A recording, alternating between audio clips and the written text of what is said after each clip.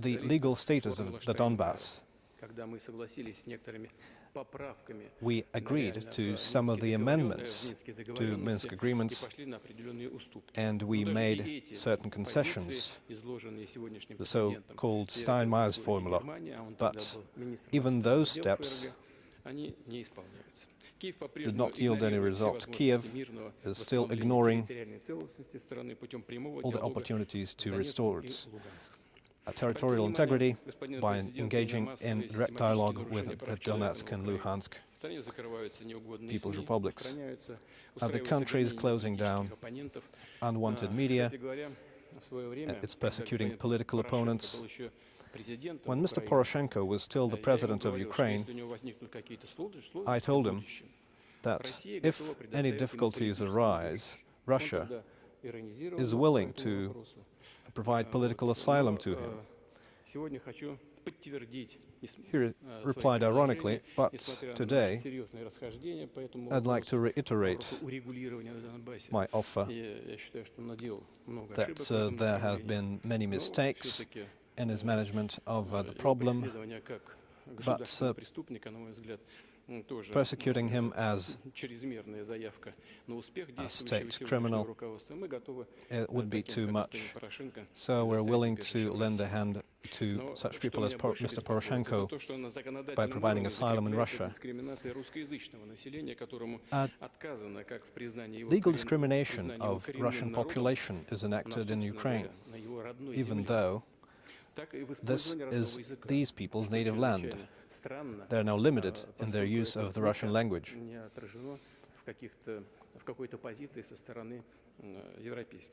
And this has found no response from European countries. We hope that our discussion on security guarantees in Europe with regard to the Ukrainian settlement will lead to a discussion between the French president and the Ukrainian authorities. As he said, he would do. We discussed Nagorno-Karabakh and the positive role played by Russian peacekeepers who help secure the ceasefire, and we underscored the important role of the chair of OSCE in solving humanitarian and economic problems in the region. Mr. President informed us about a video conference with the President of Azerbaijan and the Prime Minister of Armenia. We discussed the Iran nuclear deal and considered possibilities for the implementation of the Joint Comprehensive Plan of Action approved by the Security Council resolution. We voiced our solidarity in continuing diplomatic efforts and finding compromises to preserve the implementation of this important document. We agreed that our approaches here coincide. We also discussed bilateral relations, of course, including in the economic sphere.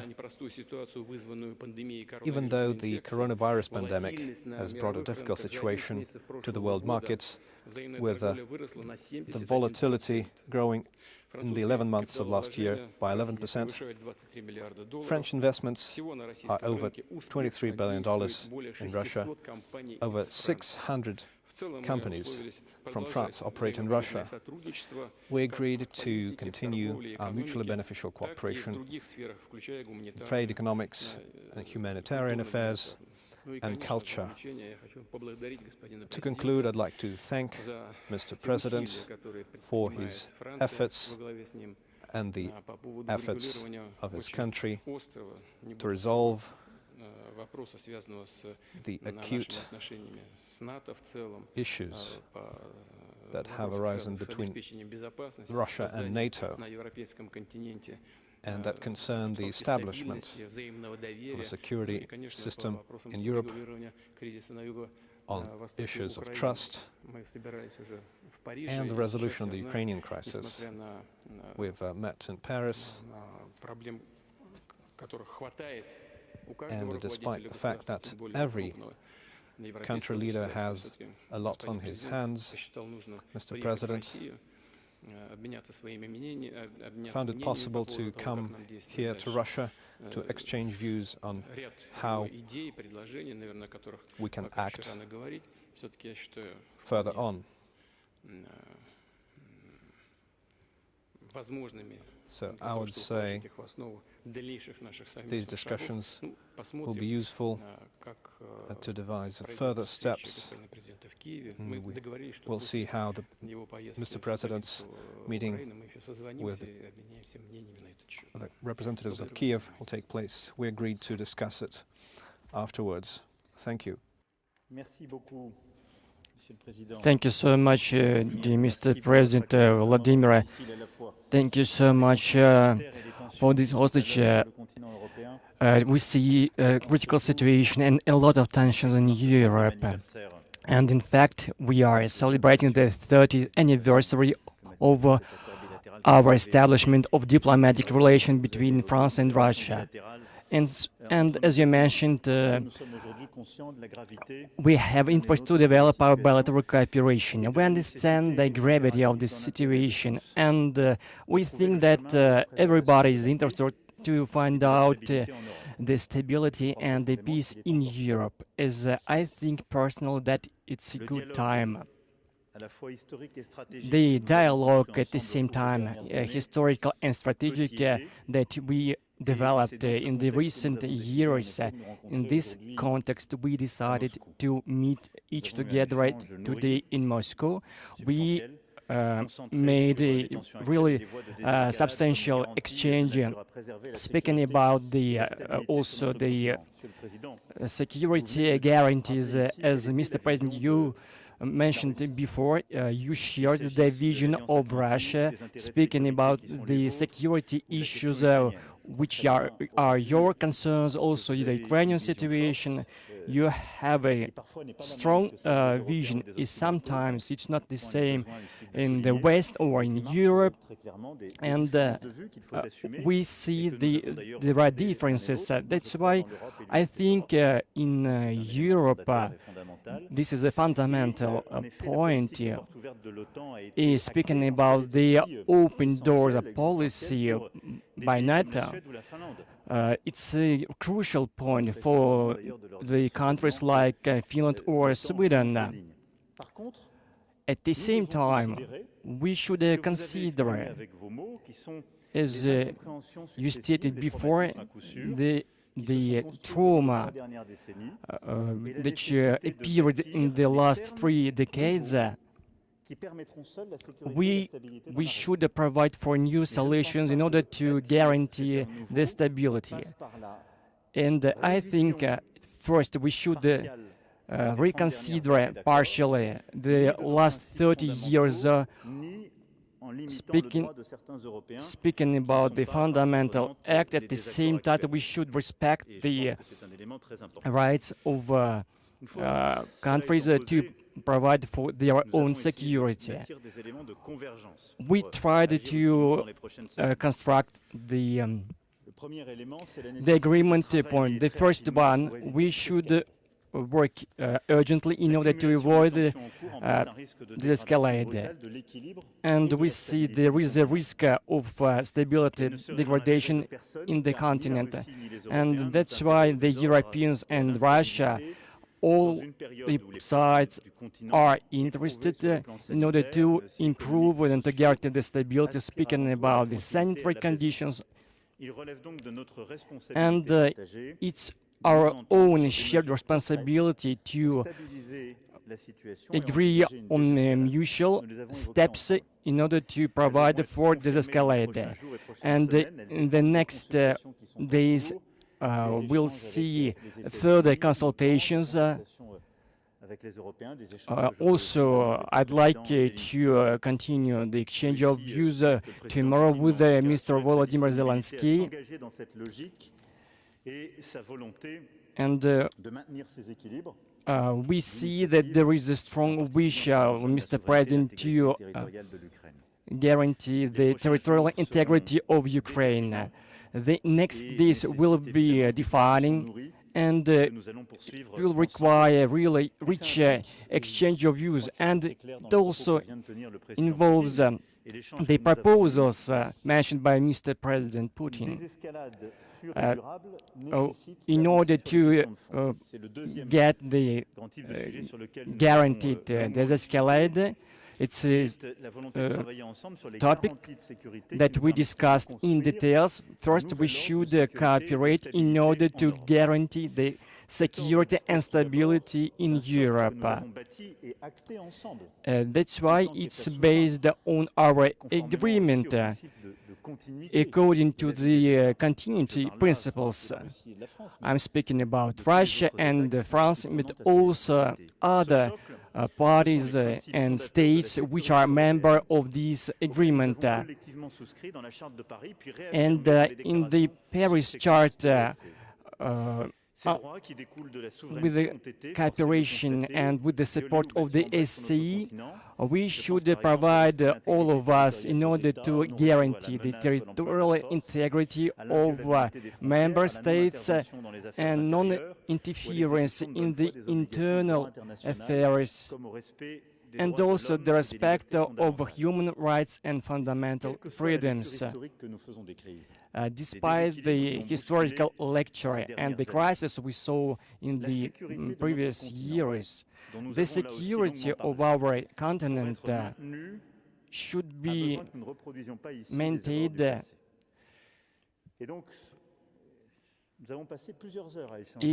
Today we discussed for several hours, and I see there are some disagreements, so-called historical trauma, which exist, speaking about the positions of some member states in Europe in the 20th century. And I think we should work together, but we can't ignore the common risk and also the confrontation risk and also disorder and instability in Europe, which represents a new threat. It's much more easier to start a conflict instead of settling it. That's what we should provide for new rules or the absence of new rules. I see the determination of Russia to the rights, and I'm convinced that we can construct the stability in Europe, respecting the OSCE fundamental principles that we put together. Perhaps speaking about some more innovative solutions related to our capacity to provide specific guarantees of speaking about the stability, respecting the rights and of all our European brothers, also taking into considerations also the reflection of our Russian friends. Speaking about also the project of new constitution in Belarus that we discussed also, also the urge by Alexander Lukashenko, the Belarusian president, of the 27th of December. Also, this is a point of concern. That's why we should construct together, providing the specific guarantees of our security for the member states of the European Union, also in order to guarantee the stability in Ukraine, in Georgia, also in Russia. It's our common goal. Today we had a really very rich discussion. That's why I think that we can say that there are also the agreement points between Russia and France. Also, you have already initiated the discussions with the United States and also NATO. And I hope to continue these specific discussions in the following days and weeks in order to provide for new guarantees of peace and security that have been formulated by Russia, speaking about non-interference, also the transparency of the anti-missile system, and also speaking about the withdrawal of the INF treaty. There is a list of requirements by Russia which have always been formulated by European states. That's why I think that we should all Europeans and Americans, we are allies, and recently we showed our capacity to work together, speaking about the work under the Security Council and member states of the Security Council of the UN.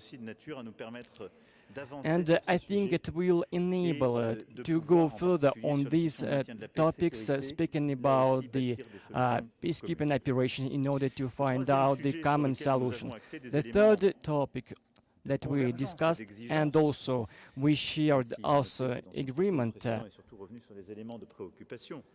beside the fact that Mr. President stated some concerns. Tomorrow I will go to Kiev in order to meet Mr.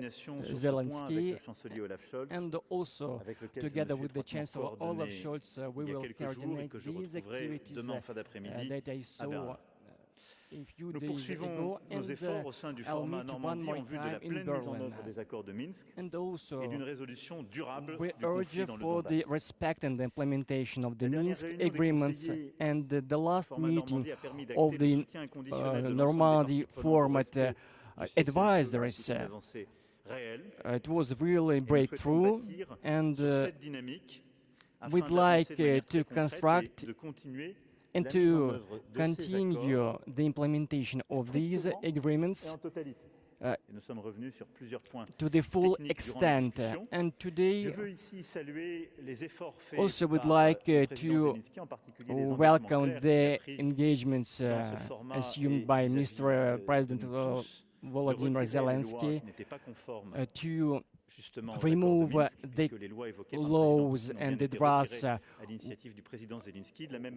which weren't in conformity with the Minsk agreement, as today Mr. Putin clarified some rumors.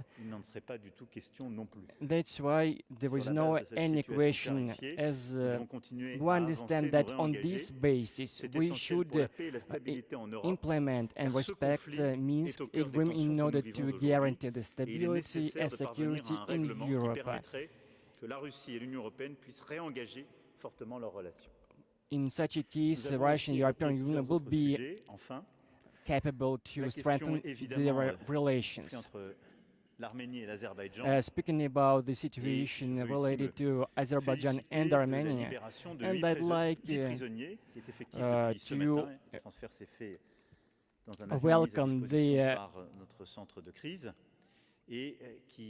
freedom of 8 prisoners, and also the video conference that we held last Friday with Mr. Aliyev, the president of Azerbaijan, and also the Prime Minister Nicola Pashinyan, speaking about the prisoners, as they represent future elements of stability. And I think that we have very common views on this topic together, Mr. President, and I'd like to stress the role of your troops in the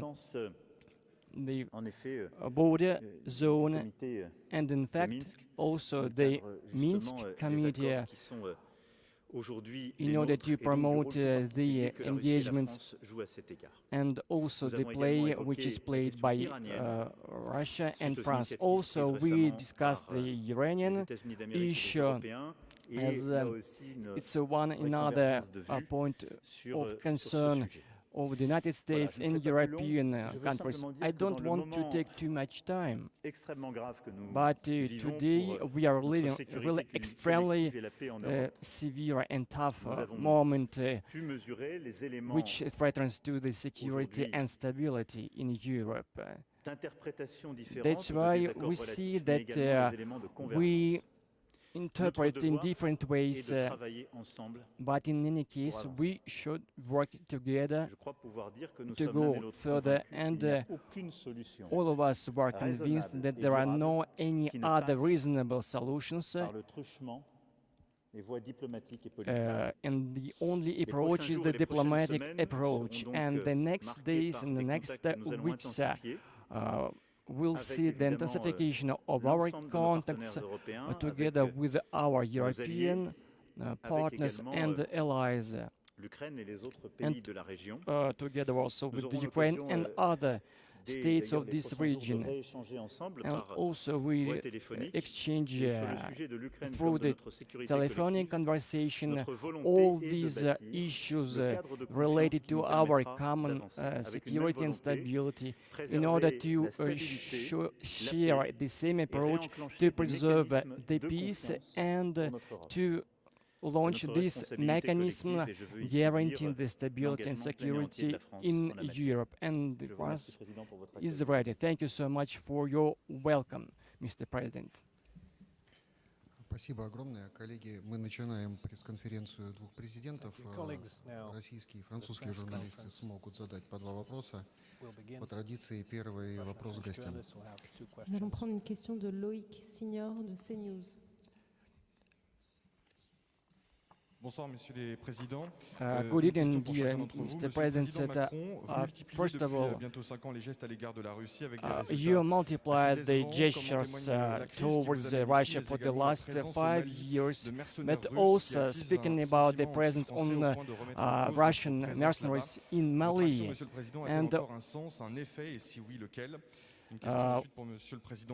And for Mr. Putin, the question, do you count to invade Ukraine and Mali? Your government denied any connections with the Russian troops in Mali. Ну, во-первых, что касается Мали, господин президент неоднократно стоял этот вопрос, мы с ним обсуждали, господин президент знает нашу позицию. Российское правительство, российское государство ничего не имеет общего с теми компаниями, которые работают в Мали. Насколько нам известно, от руководства Мали никаких замечаний по поводу коммерческой деятельности этих компаний не высказывалось. То есть, следуя общей логике, которая применительна к НАТО, значит, и к членам Альянса, и будущим членам Альянса, если Мали делает такой выбор, работать с нашими компаниями, то, значит, она имеет на это право. Но хочу подчеркнуть, и я сейчас еще кое-что добавлю господину президенту после пресс-конференции. Российское государство не имеет к этому никакого отношения. Там коммерческие интересы наших компаний, они договариваются с местным руководством. Мы посмотрим на это еще раз повнимательнее, но отношения к этому не имеем. Первое. Второе, по поводу ситуации на Украине и по поводу того, о чем мы говорили, и что вызывает нашу озабоченность. Я говорил вот здесь, вот на этом месте, несколько дней назад, на пресс-конференции после нашего диалога с премьер-министром Венгрии. Я хочу еще раз повторить эту логику. Мы категорически против расширения НАТО за счет новых членов на Востоке, потому что это, представляет для нас общую угрозу дальнейшее распространение НАТО к нашим границам. Не мы же двигаемся к НАТО, а НАТО двигается к нам. Поэтому говорить о том, что Россия ведет себя агрессивно, по меньшей мере не соответствует здравой логике. Мы что ли пришли на границу куда-то? К нам же подошла инфраструктура НАТО. Вот это первое. Второе. Почему так опасно возможное принятие Украины? Но есть же проблемы. Вот европейские страны, в том числе Франция, считают, что Крым, допустим, является частью Украины. А мы считаем, что это часть Российской Федерации. И если будут предприняты попытки изменить эту ситуацию военным путем, а в доктринальных документах Украины прописано, что Россия противник, и возможно возвращение Крыма военным путем, представьте, что Украина член НАТО. 5-я статья не отменена. Наоборот, господин Байден, президент Соединенных Штатов, недавно сказал, что 5-я статья — это абсолютно императив и будет исполнен. Значит, возникнет военная конфронтация между Россией и НАТО. Я спросил на пресс-конференции в прошлый раз, нам что, воевать с НАТО? Но я хочу и вас спросить, есть же вторая часть этого вопроса. А вы хотите воевать с Россией? Вы спросите своих читателей, зрителей, пользователей интернет-ресурсами. Вы хотите, чтобы Франция воевала с Россией? Но ведь так оно и будет. Наша обеспокоенность продиктована и вопросами, связанными с общей европейской безопасностью. Что касается Донбасса, украинские руководители то говорят, что они будут выполнять Минские соглашения, то предают их анафеме. Говорят, что никогда это делать не будут. Это разрушит украинское государство. Я же сказал только что об этом. Ну так будут или не будут? Это же вопрос. Значит, вот говорят о гарантиях безопасности с нашей стороны. А кто нам предоставит гарантии безопасности? Уже дважды украинские власти пытались решить вопрос Донбасса вооруженным путем. После очередного провала возникли Минские соглашения, подкрепленные резолюцией Совета Безопасности ООН. Так будут исполнять или нет? Или снова предпримут какую-то попытку? Что нам думать по этому вопросу? Ведь дважды уже пытались. И кто гарантирует от третьей? Вот это все вопросы, которые требуют своего кропотливого исследователя в нашем общем лице. Я очень благодарен господину президенту за то, что он эти вопросы счел возможным обсуждать сегодня в Москве. Я думаю, что это вопросы безопасности не только России, но и всего мира, и всей Европы. Вот смотрите, в наших предложениях ведь не только расширение НАТО, против чего мы выступаем, но и неразмещение, второй пункт, неразмещение ударных систем у наших границ. Но если все хотят мира, спокойствия, благополучия и доверия, ну чего здесь плохого? Не размещать ударные системы вблизи наших границ. Кто-нибудь может ответить, что здесь плохого? Или если НАТО мирная организация, чего же плохого вернуться к инфраструктуре НАТО на момент заключения договора России-НАТО 1997 года? Вот, пожалуйста, мы создадим условия для повышения доверия и безопасности. Ну чего здесь плохого? Уже бог с ним, с обязательством по открытым дверям. Хотя это тоже вопрос далеко не снят с повестки дня. Это один из ключевых вопросов для нас. И я объяснил, почему. Но вот это все мы обсуждали в течение 6 часов почти что. Завтра господин президент будет в Киеве. Мы договорились, во всяком случае, он изложил свой план дальнейшей работы по этому направлению. Я ему очень благодарен за то, что он уделяет этому столько времени и пытается найти решение столь важного для всех нас вопроса. Pour revenir à votre question, Coming back to your question, I think, first of all, it's the French responsibility to maintain a strong relationship with Russia. We are two big European countries, and also we cooperate in the United Nations, and that's why for us the bilateral relations are extremely important, where we can discuss different topics, trying to find out the common solutions, and also speaking about the Iranian matter, trying to find agreements on, for example, Libya situation. That's why we're trying to search for compromises. For me, it's an evidence. The second thing, and I think that we will share the same understanding that Russia is Europe. That's why those who think about the European future, we should work together with Europeans. Is it easy thing? Not. In any case, Europe is based on the specific initiatives. That's why this is very extremely important task. And that's why for NATO, will it abandon its approach? No, I don't think so. And finally, I think that's the determination of France during the next months, during the French presidency of the European Union Council. We should take into consideration the terms of discussion with the Russia, and also to discuss the engagements and responsibilities of all European countries. That's why here I tried to present them in order to find out the common way.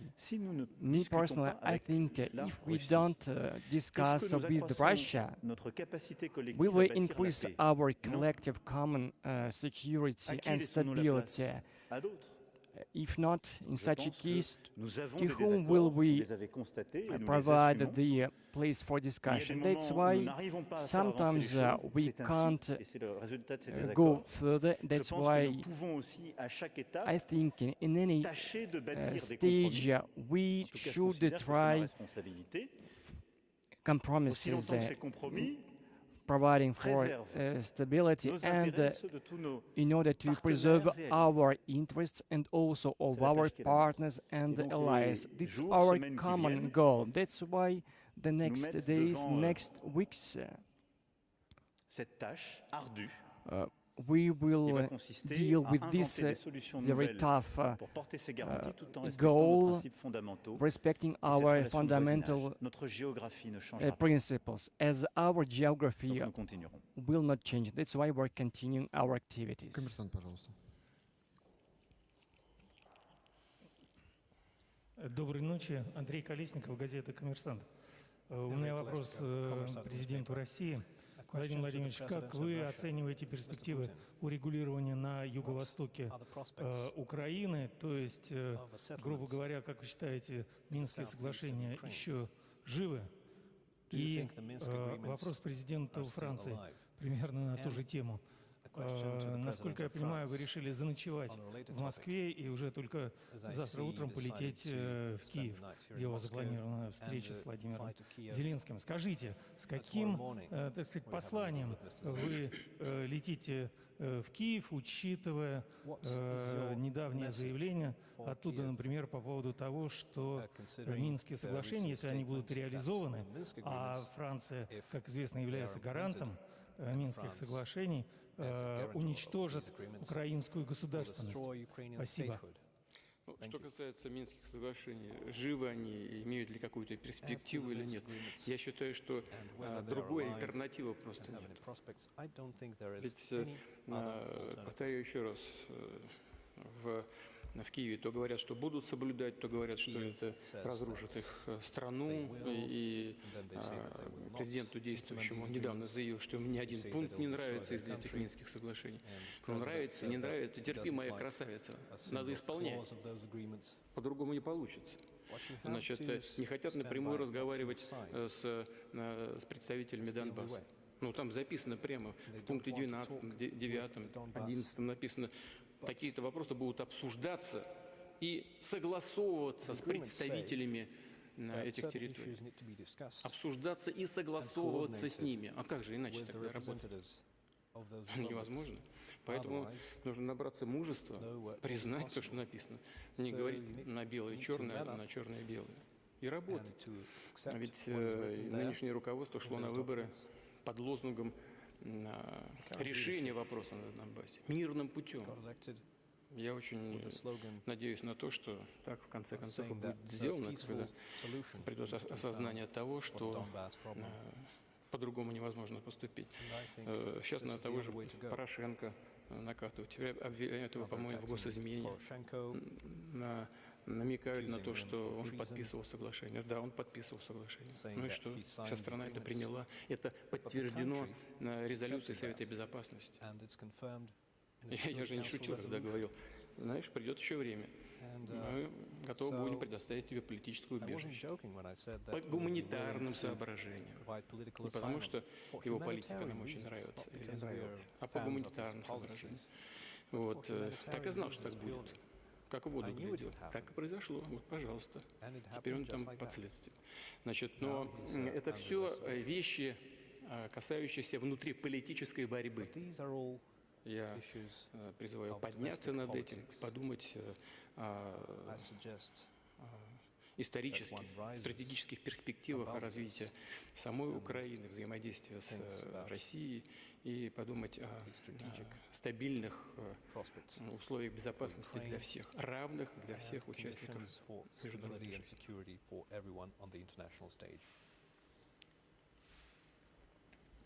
Quelques éléments peut-être de réponse, monsieur. I can share a few elements trying to answer your question. The first thing, today, Mr. President Zelensky is the president of a country which neighbors around 125,000 Russian troops. And it was not the same reality at the beginning of 2021. That's why, first of all, I'd like to welcome. I think, speaking about the different remarks and comments, Mr. Zelensky shows with evidence, and at the same time, when the Minsk agreement was signed, there was no Russian presence close to the borders. That's why today we had a detailed discussion with the President Putin. We're speaking about the escalate of the situation in the Belarusian and Russian areas closer to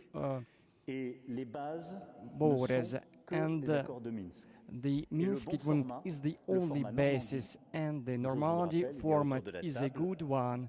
And I'd like to remind one more time that the Ukraine, Russia, Germany and France are the side of this agreement. That's why on this basis our advisors met in Paris since a really long time, where they made very delicate discussions about specific matters. And I think that we will see the development of these topics in the next days, next weeks. And before coming here, before this exchange with the President Putin, the Minsk agreement is the only basis for the crisis settlement between Russia and Ukraine, and the Normandy format which accompanies it. And tomorrow we'll exchange on these topics with the President Zelensky. Bonsoir, Messieurs les Présidents. Good evening. Monsieur le Président Macron, avec quelle casquette êtes-vous venu à Moscou aujourd'hui? Parlez-vous au nom de la France ou de tous les Européens? Today, when we came to Moscow, as Mr. Chancellor Scholz is in Washington, and in 2015, at that time, the Chancellor Angela Merkel and President Hollande tried to show the unanimity. And do you consider the right person, and could you provide for specific details speaking about the implication of the Russian state speaking about the Wagner company? Я уже сказал по поводу Вагнера. Я сказал, что российское государство к этому не имеет никакого отношения. Говорит совершенно ответственно, без всяких задних мыслей. Они договариваются, их местные власти приглашают на государственном уровне, благодарят их за проделанную работу и так далее, и так далее. Российское государство здесь ни при чем. Что касается первой части вопроса, Я хочу еще раз все-таки подчеркнуть это. Я говорил, но мне очень бы хотелось, чтобы вы меня услышали все-таки в конце концов и донесли это до своих читателей, зрителей и пользователей в интернете. Но вы понимаете или нет, что если Украина будет в НАТО и военным путем будет возвращать себе Крым, европейские страны автоматически будут втянуты в военный конфликт с Россией. Конечно, значит, потенциал Объединенной Организации НАТО и России несопоставим. Мы понимаем. Но мы также и понимаем, что Россия одна из ведущих ядерных держав. И по некоторым компонентам по современности даже многих опережает. Победителей не будет. И вы окажетесь втянутыми в этот конфликт помимо своей воли. И вы даже не успеете глазом моргнуть, когда будете исполнять пункт 5 Римского договора. Господин президент, конечно, не хочет этого развития, и я не хочу. И я не хочу. Поэтому здесь и находится и мучает меня 6 часов подряд вопросами, гарантиями, вариантами решения. Ну, я считаю, что это благородная миссия. И благодарен ему за то, что он предпринимает такие усилия. Со своей стороны будем делать все для того, чтобы найти вот эти компромиссы, которые всех устраивают. И в наших предложениях, которые мы направили в НАТО и в Вашингтон, нет ни одного пункта, который мы считаем неисполнимым. Ни одного. Значит, есть и текущие вопросы, связанные там с положением на Донбассе. Вот господин президент сказал, там Россия проводит учения, сосредоточила группировку большую. А разве Украина не сосредоточила? Те же самые 100 или 125 тысяч человек на Донбассе там сосредоточены. Повторяю еще раз. Дважды же пытались это делать военным путем, там, решить вопрос Донбасса. И не скрывали это. Использовали технику, авиацию. Ну, а кто нам даст гарантии, что этого не будет? Это же тоже законный вопрос. Ну вот это сложный комплекс. Поэтому столько часов и разговаривали. Ну, надеюсь, что и завтра господину президенту, я понимаю, там легких вопросов нет. Ему не просто придется и в Киеве.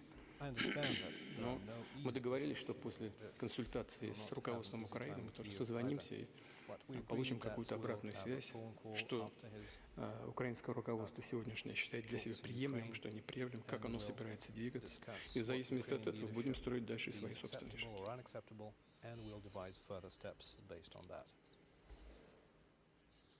I'd like to share some comments. We had a very close coordination with the Chancellor Scholz, and I met 2 weeks ago in Berlin.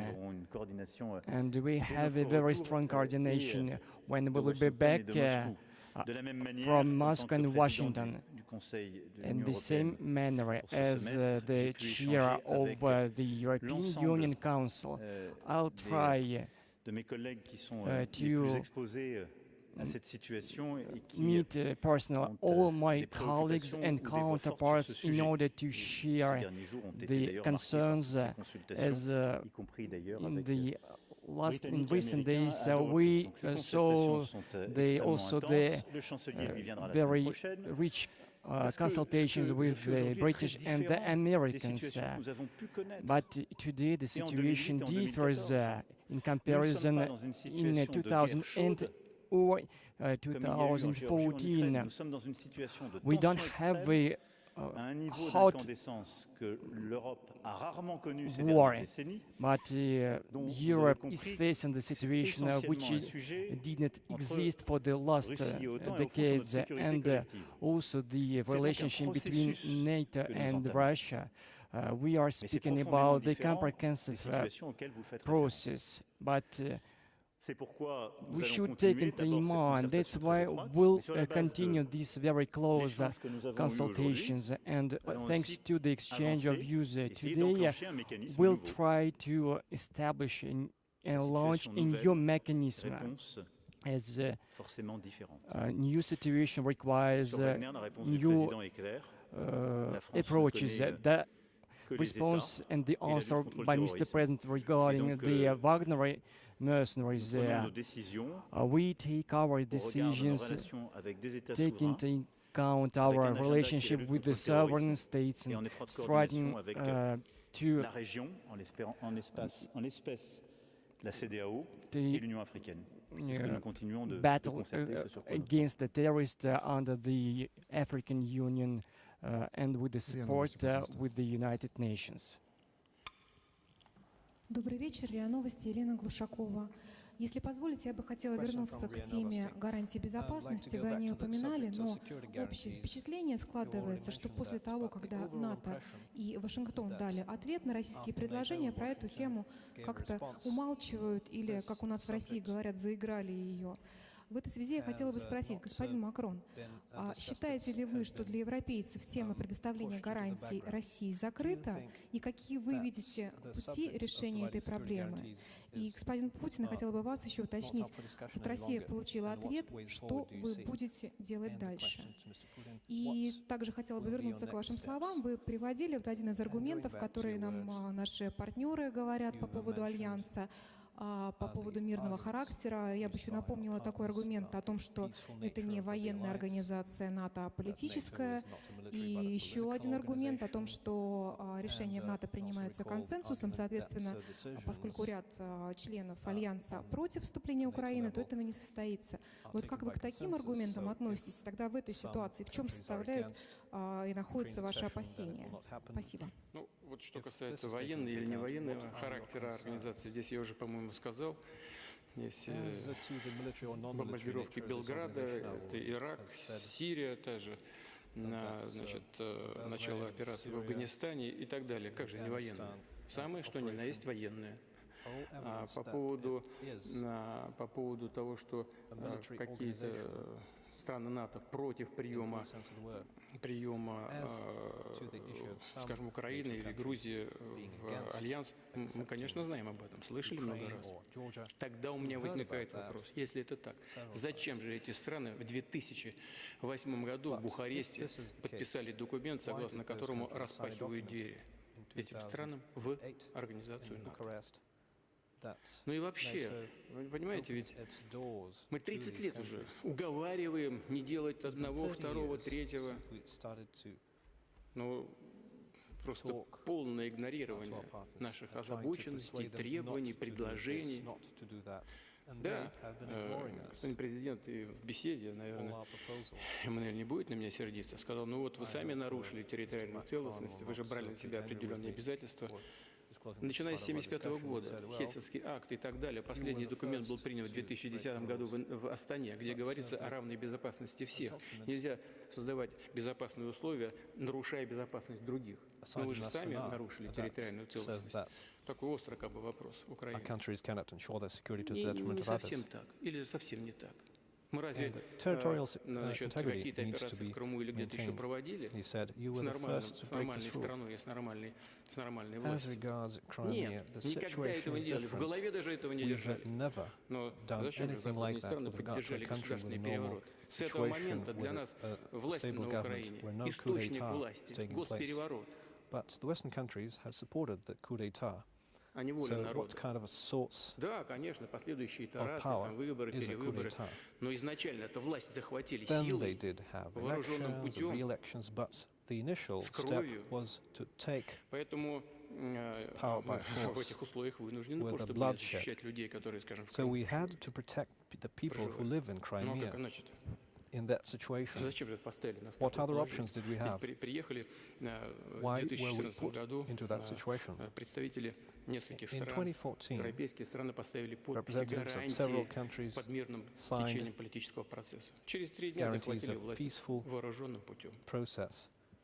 Сами ничего не исполняют, а от нас требуют каких-то исполнений. Давайте так не будем играть. Это плохая песочница. Нам такая игра не нравится. Значит, но согласен, сейчас есть то, что есть, надо искать выход из этой ситуации. Вот мы с господином президентом этим мы занимались в течение нескольких часов. Намерены и дальше работать в этом направлении. Что касается того, что мы будем делать дальше. Вот сейчас подготовим ответ на ту бумагу, которую мы получили из Брюсселя и Вашингтона. В целом, в общих чертах я господина президента проинформировал об этом. Направим I informed Mr. President about that.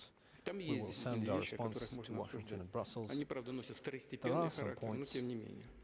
that Но could be будем добиваться, discussed. They разумеется, have ответа a на ключевые secondary вопросы. Ведь в ответе, который мы importance, but получили, still, и почему-то because the response наши we got партнеры просят нас его не публиковать, and our partners согласитесь, что это are странновато, asking правда? us not Если to мы направили в publish открытую, the response, что же which скрывать is от a bit общественности strange. своих стран, Our proposal was что они нам open. ответили. What do they Но want я to не буду hide from the public? насчет вскрывать там каждую статью. But I'm Но not просто going по to всем discuss ключевым every вопросам, не article, распространение but НАТО, on не размещение all ударных the key систем issues, возле such as наших the границ, non-expansion of возвращение NATO, the non-deployment инфраструктуры of НАТО к attack weapons, and 1997 the году. reversal of Ни NATO по infrastructure одному to из этих пунктов 1997. не просто нет Neither of these позиции points или даже ответа, are provided нет или with да. responses. Впечатление, что мы No, их даже не yes or ставили эти no. вопросы. Их просто It's обошли. as if those Мы questions were видим never там posed. политические клише We only и see political предложения по cliches некоторым второстепенным and вопросам. proposals считаю, что on на этом various наш secondary диалог issues. закончен. I don't Сейчас think our сформулируем dialogue is ответ, over. наше видение и направим We в will Вашингтон formulate our и vision в and Брюссель. send it to Господин Washington президент and проинформирован Brussels. по And I informed Mr. сути нашей President позиции. about the substance of our approach. Le propos introductif du président comme sa réponse montre Speaking the proposal by Mr. President, there are some disagreements, and also we don't have the same understanding of documents for the last 30 years, as this Paris Treaty related to OSCE provides for the respect of the human rights and territorial integrity of member states. This is the current state. It's evident that the United States and the others won't respect the requirements by Russia in the tough military situation. I heard the proposal from Mr. President, and there is a wish to go further on the political wish and trying to find out the political solutions. Doesn't mean that we agree on all the matters. As we initiated this process, and the exchange of letters is a rather difficult process to resolve topics. I don't think that the NATO is the only and the appropriate answer to the existing situation, but in any case, it's our common interest to construct the common integrity and stability. And I think that all of us, the United States and Europeans, like Russia, everybody should participate in this process in order to make disappear the disagreements as they remain, in order to remove and disappear the traumas, as we see that the Europe changed for the last years. That's why, for me, the priority is to provide the stability in the military field in order to avoid any escalation. This is the main topic of today's meeting and tomorrow in Kiev. That's why, all together with the participating states, NATO, United States, and Europe should work all together in order to construct a short-term and middle-term solutions. If there is no stability and security for Europe, that's why when I discuss these topics from Lithuania, Estonia, and they share the same concerns as they see the deployment of troops. That's why we should provide for transparency, that we should construct all together as we have the common borders. That's why next weeks will be dedicated to all these works, and also we should respect fully the integrity and the independence of several countries which are not members of Europe or NATO. I'm speaking also about the Belarus, I'm speaking about the Moldova, Georgia. That's why we should respect their integrity as they participate in our collective and common security. That's why for Ukraine we know the framework which is based on Minsk Agreement and the Normandy format in order to have the sincere discussions. The stability, the confidence conditions which provides for the construction of new terms on our common values when we see and we analyze our disagreements. That's why all together we should construct and should find out new solutions. And today, during the discussion with the President Putin, we also will be waiting for the response to the document from the United States and NATO, and also we should strengthen the dialogue and the fact that we'll come back to your discussion. We should assume new initiatives with all concerned parties, and I'm sure that we will have the common solution. It won't be easy. Спасибо, коллеги. Merci. Спасибо. Merci beaucoup. Thank you, colleagues. Thank you so much.